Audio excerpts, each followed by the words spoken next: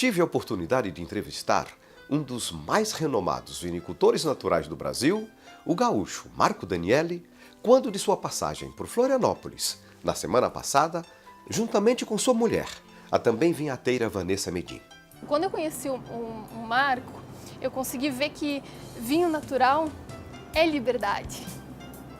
É ser livre, é poder deixar, é tudo livre. Essa liberdade, a opção por não usar SO2 ou usar menos SO2 muda muito o perfil dos vinhos. A entrevista, que foi realizada no Armazém da Pasta, um simpático bistrô de massas, localizado na parte externa do Shopping Guatemi, é o que você acompanha agora, no programa Estado de Excelência, que tem o apoio da FECOAGRO, da ENGIE, da Fiesc, do Sistema Fecomércio Sesc-Senac, do Cicobi e da Avan, a loja de departamentos mais completa do Brasil.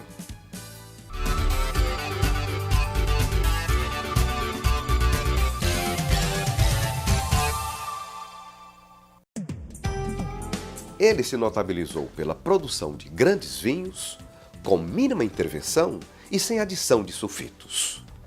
Referência mundial na arte de fazer vinhos de autor, Marco Danielli se tornou ícone da vinificação natural. Bom, em primeiro lugar, eu não gosto de ser considerado um ícone, porque é um peso muito intenso carregar o peso de ser ícone. Então, longe disso, né? Eu simplesmente sou alguém que decidiu fazer um vinho por hobby, em casa, por prazer, e pela curiosidade de saber como seria um vinho feito sem nenhuma intervenção. Um vinho que encurtasse o caminho entre a fruta e o copo. Era essa a ideia. E os amigos acabaram gostando e a brincadeira acabou virando uma vinícola, que a gente conhece um pouco hoje no Brasil. Mas não tem absolutamente nada de novo. Vinho natural se tornou uma bandeira que eu faço questão de não carregar mais, que também ficou pesada.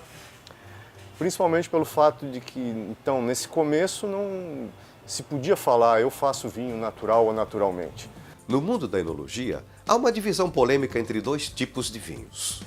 O vinho convencional, também chamado de vinho tecnológico ou vinho industrial, que é produzido em grande escala com adição de insumos químicos para corrigir ou moldar o vinho de acordo com a proposta comercial da vinícola. Do outro lado, há o vinho artesanal, também chamado de vinho natural, que é produzido com mínima intervenção possível no processo de vinificação para se obter a máxima expressão da uva e do terroir de origem. O Marco Danielli explica melhor essa diferença. As nuances são sutis, é muito complicado falar nisso. Tanto que eu, quando digo que decidi ficar fora desse debate, é porque o próprio conceito de vinho natural no mundo, não aqui no Brasil, no mundo é controverso e gera enormes discussões, enormes lucubrações filosóficas e científicas e legais, inclusive, né? Porque não existe uma legislação no mundo para vinho. E é muito confuso tudo isso. É muito confuso, porque na verdade, imagina, você tem a situação vinicultura e viticultura. São duas coisas que caminham juntas, mas que são totalmente separadas de certa forma. Porque você, por exemplo, você pode ter um vinhedo orgânico, sem uso de defensivos agrícolas e coisa e tal, e essa uva pode chegar na cantina, na vinícola, e ser transformada de uma maneira totalmente tecnológica, lançando mão de vários aditivos químicos, de vários produtos, de vários processos e de várias intervenções. Assim como você pode ter uma matéria-prima produzida convencionalmente, digamos, com os tratamentos químicos usados na agricultura, e na cantina, na vinícola, pode não haver intervenção alguma. Então, olha como é confuso todo esse conceito.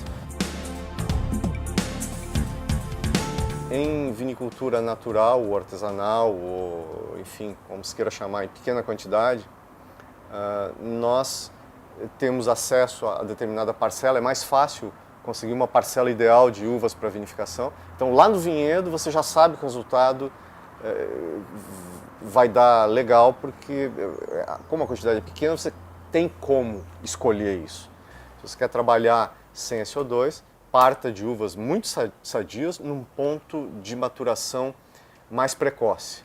Aí o que acontece? Você mantém essa estrutura de proteção da uva, está firme, não começou nenhum processo degradativo.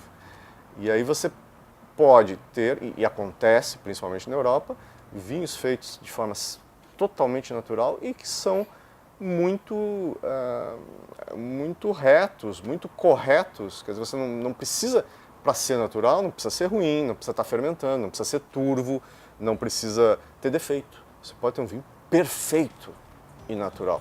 E eu gosto muito desse conceito. A maneira de elaboração é diferente. Em vinicultura industrial, existe um compromisso com uma quantidade bem maior. Você tem toda uma produção de uva que não é 100% de altíssima qualidade. Tem diferenças entre safras, tem diferenças entre parcelas no vinhedo.